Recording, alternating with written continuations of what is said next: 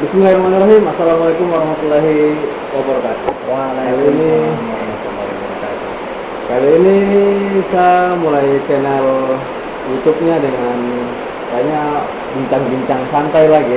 Mau bilang podcast, tapi kayaknya podcast kurang pas, tapi bincang-bincang santai saja. Di samping saya sekarang sudah ada seorang guru yang luar biasa. Namanya Pak Taufan. Lengkapnya Pak siapa? Laode Mantofan Wangsi. Ya, panggilannya Taufan nih. Saya Panggilannya Taufan. Pak Taufan aja. Beliau ini guru bahasa Arab, pengganti guru sebelumnya yang siapa ya? Saya juga lupa namanya. Ataupun kalau saya tahu juga saya tidak usah sebut namanya. Pak Taufan ini kalau dari namanya Laode berarti dari daerah Buton.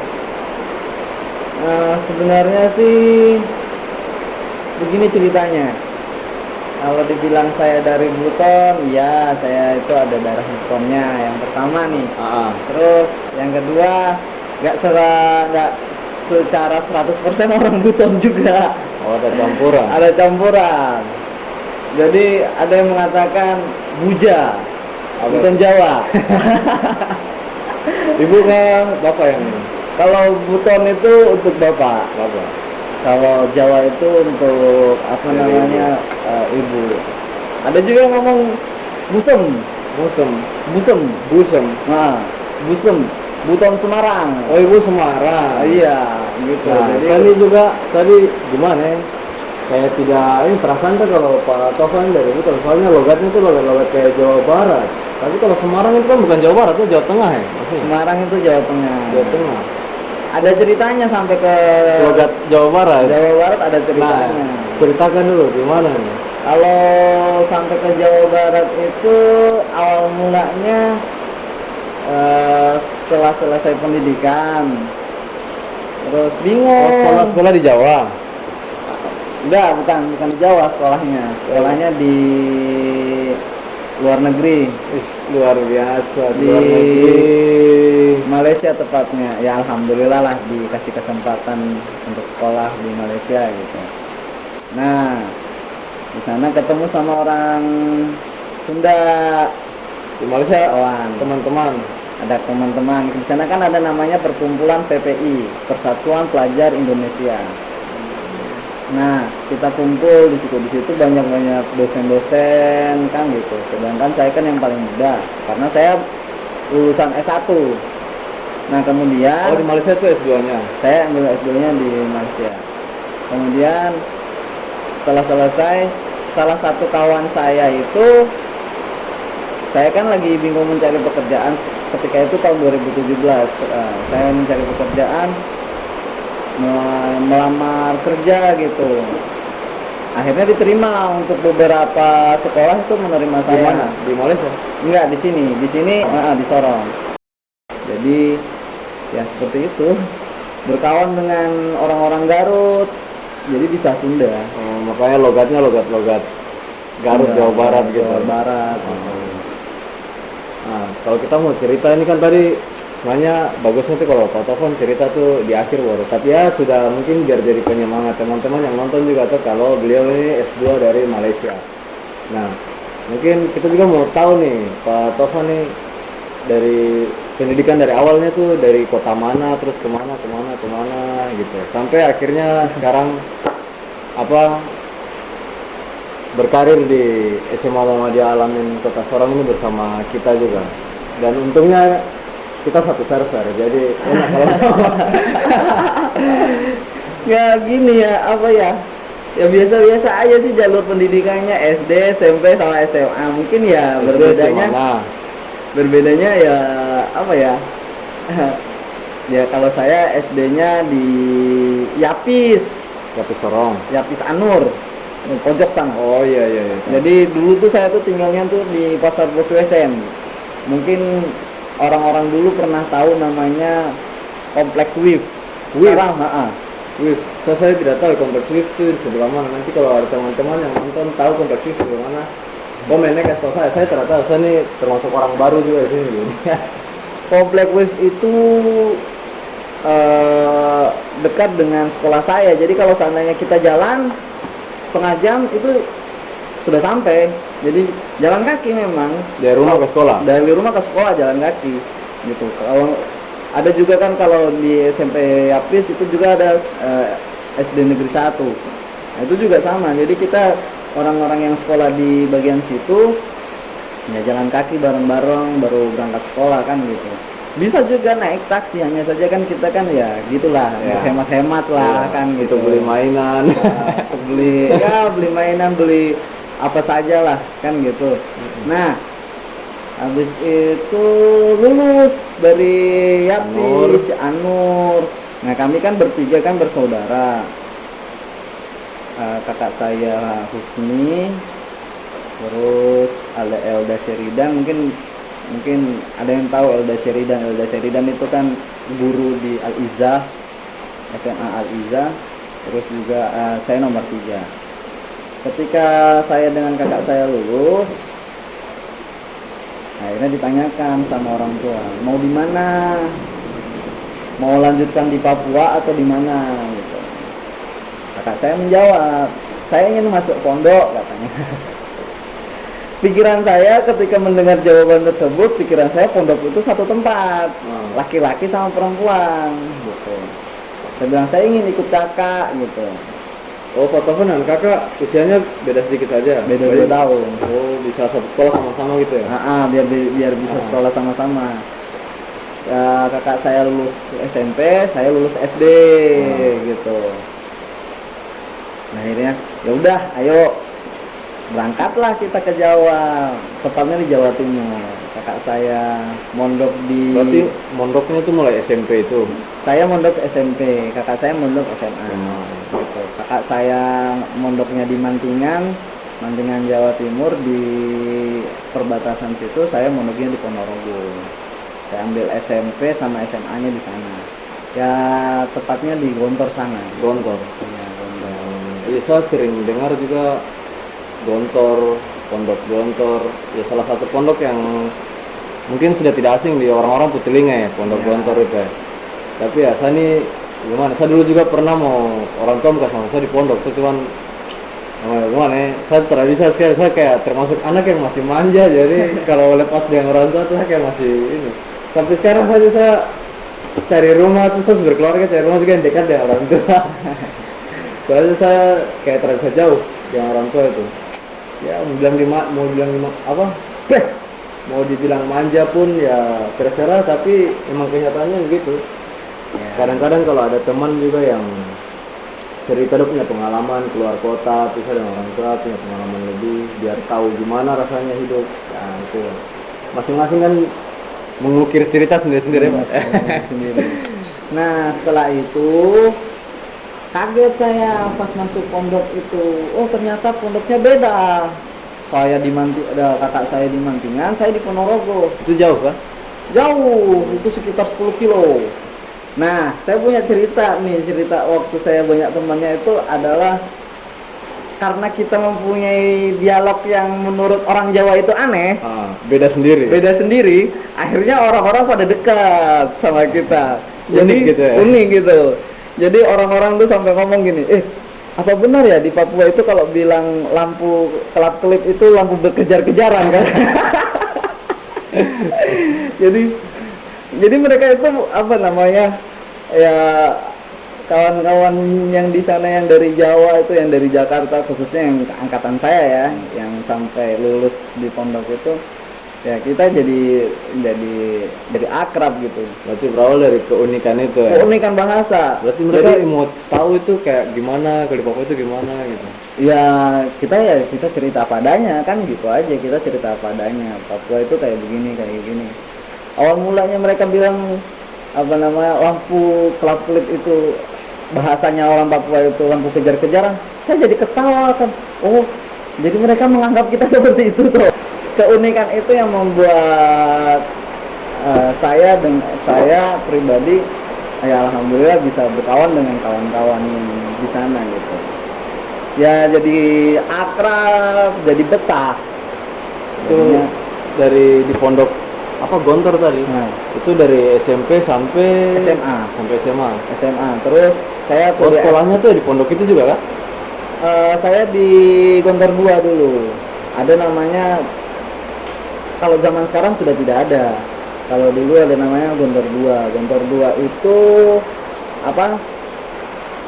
Tempat untuk menggodok santri yang mau masuk Gontor. Menggodok itu apa kayak Menggodok mendidik? itu mendidik, mempersiapkan lah. Kalau sekarang kan sudah tidak ada lagi, karena mungkin sudah tidak ada tempat lagi kan, karena apa, yang minat untuk masuk pondok itu kan begitu banyak kan. Ya seperti itulah. Jadi dengan keunikan, jadi jangan ngerasa minder dengan orang-orang Jawa. Kalau menurut saya, justru Kadang dengan iya. keunikan itulah kita itu bisa apa ya, kalau bilang Menarik mereka. perhatian, iya, menarik perhatian kita. Kalau saya mengatakan bahwasanya Papua itu banyak keunikannya, beda daripada yang lain. Jangan pernah minder. Itu. Jadi ya seperti itu. Itu satu quote dari Ustadz Taufan. Wah, Papua itu Unik. unik. Jangan pernah minder. Jangan apa namanya? Ya kalau kita bilang sih katak dalam tempurung ya. Oh Ya. ya. Jadi Situ-situ aja. situ-situ saja. Jadi ya akhirnya kita nggak bisa berkembang. Kalau saya sih menilainya ya tadi, kalau kita keluar, kita melihat, orang juga akan melihat kita gitu. Orang juga akan manggil kita, orang juga akan berkawan dengan kita, orang juga akan kita berbuat baik sama mereka, orang juga akan berbaik sama kita. Dulu tuh ada kamar di pondok tuh bolong ininya, yang segitiga, nggak ada plafon, Plafonnya nggak ada. nggak ada.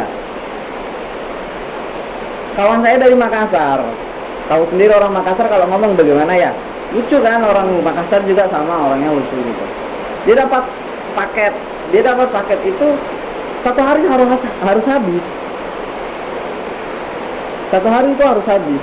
Bagaimana caranya? Kita lempar kue, sama lempar ke kamar sebelah.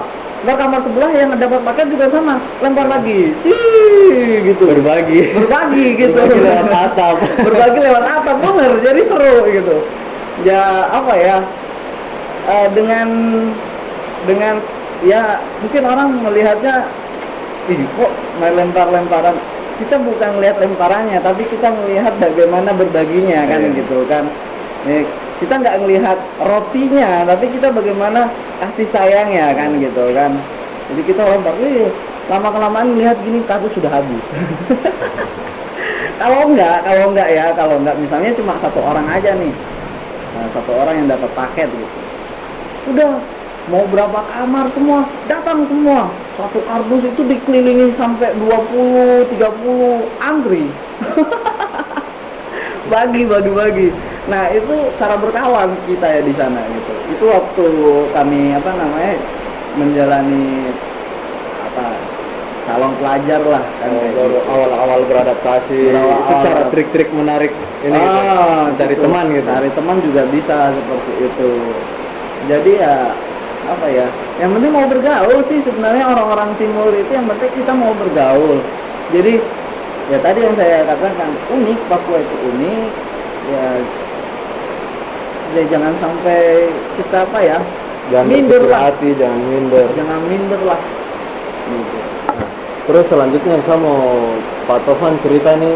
Saya ini kan saya tidak sengaja tahu Pak Tovan kan sudah punya NIDN kah? Iya. Nah berarti itu NIDN itu nomor induk dosen nasional kah? Iya. Nah, berarti Pak Tovan ini semuanya dosen juga dong? Ya, Atau dulu pernah jadi dosen, terus pindah ke sini saya dulu sudah dosen. sudah dosen, terus kenapa pindah ke sini malah jadi guru SMA? Karena memang hobinya ngajar. Oh, emangnya dosen kan ngajar juga? Dosen ngajar gitu. Jadi ya, hobinya orang keluaran pondok itu adalah ngajar. Dakwah gitu? Bukan. Oh, Kita memang hobinya ngajar gitu. Mau mau ngajar apa saja terserah gitu. Yang penting dalam hidupnya pernah ngajar. Mau ngajar Iqra kah, mau ngajar apakah, yang penting ngajar. Gitu. Oh berarti tujuan atau Pak Taufan mengambil langkah ini karena didikan dari pondok. Iya. Didikan dari pondok yang membuat Pak Taufan. Tapi kan sebenarnya dosen kemarin ngajar juga sebelum jadi dosen, terus kesini ngajar lagi. Ngajar juga. Kenapa memilih ngajar di sini ketimbang mengajar jadi dosen? Jadi gini, saya ketimbang saya sebenarnya sih Dosennya dulu di mana sih? saya tuh ngedosennya dulu di Jawa. di Garut situ yang 2 tahun itu. Saya ngedosen di situ di Garut itu. Nah, sambil saya nemanin almarhum ibu saya kan, jadi almarhum ibu saya itu kan di Jawa juga sama gitu. Akhirnya saya terima di sana karena memang juga sambil nemanin ibu saya juga. Nah, terus ibu saya sudah meninggal, akhirnya saya pulang gitu. Sebelumnya saya juga udah menaruh lamaran di beberapa universitas Di Kota Sorong. di Kota Sorong. Hanya saja mereka kan menerima saya sebagai staf. Nah, Kalau staff nggak ngajar ya? kalau staf kan nggak ngajar. Saya sih Maunya ngajar. ilmu kan amanah ya, kan gitu kan. Setidaknya Jangan mungkin disimpan jangan sendiri. disimpan sendiri gitu ya. Bisa walaupun cuma sedikit, nah tolonglah ngajarlah kan gitu kan. Akhirnya saya ke UMS gitu. UMS Muhammadiyah Sorong, saya ketemu sama Pak Ali. Pak Rektor. Pak Rektor menerima saya untuk mengajar di sana. Namun Pak Rektor minta tolong kamu juga bantu saya. Apa itu Pak? Ngajar di SMA Al Amin gitu. Oh iya Pak, nggak masalah, saya juga lebih senang juga, yang penting saya ngajar, saya bilang seperti itu karena memang niat saya sih ngajar. Maunya ngajar. Gitu.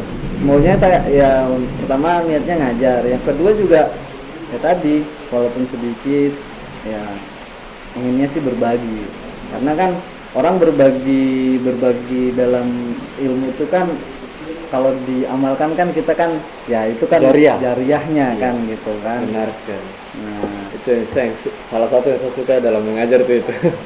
jariahnya. Jadi ya kalaupun ntar saya dipanggil UMS untuk mengajar, saya insya Allah tetap mengajar. Mau di berapa Berarti tempat nanti gimana? Di sini ngajar juga. mau iya tetap mengajar juga, mau bagaimana ya insya Allah tetap mengajar. Dan udah Bismillahirrahmanirrahim gitu ya, sudah jadi niat gitu. Kalau bisa sih ya selama 1 minggu itu ya tetap mengajar ya. Ada juga teman juga minta bantuan untuk ngajar, ya sudah saya ngajar juga gitu. Jadi ya ngajar, jadi intinya ya ngajar gitu. Apa yang saya punya saya salurkan ke orang gitu. Bahkan sampai ya mohon maaf ya, istri kan sampai ngomong ya intinya bagi saya sih ketika si ayah itu nggak punya sesuatu yang dimiliki si anak, otomatis kan si anak itu bisa melakukan apa yang punyanya si ayah, apa yang diinginkan si ayah kan gitu. Ya mungkin itulah karena ayah saya nggak bisa baca kitab ataupun nggak bisa bahasa Arab, ya udah lewat saya gitu. Ntar lanjut lagi, mungkin karena saya mempunyai kekurangan ya ntar dilanjutin sama anak saya gitu, melengkapi lagi. Gitu. Intinya seperti itu. Terus dengar-dengar sekarang Pak Taufan juga buka tempat mengaji. Saya memang itu keinginan istri saya juga dan keinginan saya. Jadi, keinginan bersama berarti? Keinginan bersama. Jadi kita itu ingin membuat namanya baca tulis Al-Quran. Tapi kita nggak pernah. Tapi saya dengan istri sudah niatkan, kita nggak narik biaya, kalau bisa kita malah ngasih mereka makan, gitu. Jadi apapun yang ada ketika itu ya kita akan kasih kepada mereka. Maksudnya ketika Asalkan mereka mengaji di situ. iya, maksudnya kita ngasih mereka suguhan gitu loh. Apa namanya? Snack lah. Snack gitu. Jadi mereka ngaji, setelah ngaji makan snack gitu. Ya anak-anak kecil nih misalnya, tuk tuk tuk tuk tuk. Atau Mama Aisyah ngaji kan habis pulang ngaji tuh dapat snack momogi tau. Momogi. Tapi kalau yang sudah agak-agak naik, ya masa iya kasih momogi kan agak naik lah. Mungkin gorengan, mungkin kasih aqua, kira rokok. Bahkan kalau seandainya ada yang ingin belajar menulis, kami insya Allah siap. Maksudnya kami insya Allah menerimanya kan gitu. Jadi tadi sebisa mungkin apa yang kami miliki itu saya dengan istri saya niatkan untuk ya agama Allah itu kan memang sudah dijaga sama Allah, tapi kan masa iya sih kita akan malu, maksudnya sudah dikasih kayak begini, sudah dikasih kayak gini, kita nggak pernah ambil peran kan kayak gitu kan, malu lah. Kamu sudah besar kayak gini, saya sudah kasih, ya ibarat kata kan Gusti Allah kan sudah kasih saya istri, sudah kasih saya anak, masa kayak gini saya nggak berbagi sama mereka kan juga malu kan gitu. Nah ini udahlah, kita bikin yang kecil-kecil aja, berbagi kayak gitu. Ngaji habis selesai abah. Beli snack itu kan uang kan. Nah, terus kalau berbagi gitu, ketika semakin banyak anak-anak itu terus tidak ditarik biaya sepeser pun dari mereka, terus Pak Tovan mengeluarkan rupiah untuk membeli snack itu, pernah tidak kewalahan untuk, aduh sudah tidak ada uang nih. Oh itu. Tapi nanti coba mikir, masa logikanya gini kan, kita kasih keluar uang terus kita nggak dapat apa-apa. Gini rugi dong. Apa ya? Secara materi. Iya, mungkin orang kan berpendapat seperti itu ya. Hanya saja bagi kami melihat mereka senang aja gitu sudah senang gitu. Oh, itu yang Pak Tovan apa? Itu yang Pak Tovan cari. Sebagai pengganti apa yang mereka bayar, mereka keluar aja sudah dapat gini ya. Anak kecil kalau pegang kan megang momogi kan gini ya. Nah, itu sudah senang gitu. Jadi kita itu saya dengan istri itu kalau bisa itu tarif untuk senangnya tuh nggak usah yang mahal-mahal gitu. Tarif senangnya itu mereka keluar dengan riang setelah mengaji, sudah mengaji, oh udah seneng itu gitu. Itu bisa menggantikan biaya rupiah yang iya gitu. Sekali. Tidak semua orang bisa begitu, termasuk saya belum bisa begitu. Bayar, kamu harus bayar, kalau bisa ya. Gitu. Pernah kan ada anak yang bawa makanan gitu, bawa bekal, bawa makanan untuk kita. Oh, bawa mau makanan sebagai pengganti, terima kasih lah. Hanya saja istri saya keluar, nih kita sudah niat dibayar. Oh, dibayar beli jangan kita sudah niat nih, udah ambil gitu. Udah akhirnya kaget saya melihat, waduh. Oh itu Pak Tovan juga nggak tahu kalau istri akan berefleks seperti itu, bereaksi seperti itu. Nggak tahu juga reaksinya kayak gitu. Untuk teman-teman yang mau tahu tempat mengajinya Pak Tovan atau tempat mengaji yang dikelola Pak Tovan, mungkin teman-teman bisa datang ke alamatnya di kilometer 9. Kilometer 9,5 ya, tepatnya di belakang Mitra Boso, atau kalau mau lebih enaknya lagi lewat ini Republik Seafood, masuk masuk lorong angkatan udara. Jadi masuk ke situ. Jadi lebih enak di situ. Lebih mudah, cepat ya? Lebih cepat jalannya. Oke, nanti teman-teman kalau mau tahu kontaknya saya bisa kasih di kolom deskripsi, nanti hubungi aja kalau mau belajar mengaji gratis, tidak dipungut biaya Pak Tovan. Insyaallah. Malah kalian dikasih jajan. Ada jajannya, ada snacknya. Ada jajannya, ada snacknya. Nanti bisa hubungi Pak Tovan saja, terus ketemuan di mana gitu untuk lanjut ke rumah, ke alamatnya untuk belajar mengaji bersama Pak Tovan. Nah mungkin segitu saja yang bisa kami bahas, kita berbagi cerita bersama di sini. Nanti mungkin besok-besok lagi akan ada cerita-cerita unik lagi dari Pak Tovan atau mungkin guru-guru yang lain juga. Ya sekiranya itu saja mungkin saya akhiri. Wassalamualaikum warahmatullahi wabarakatuh. Waalaikumsalam warahmatullahi wabarakatuh. Oke.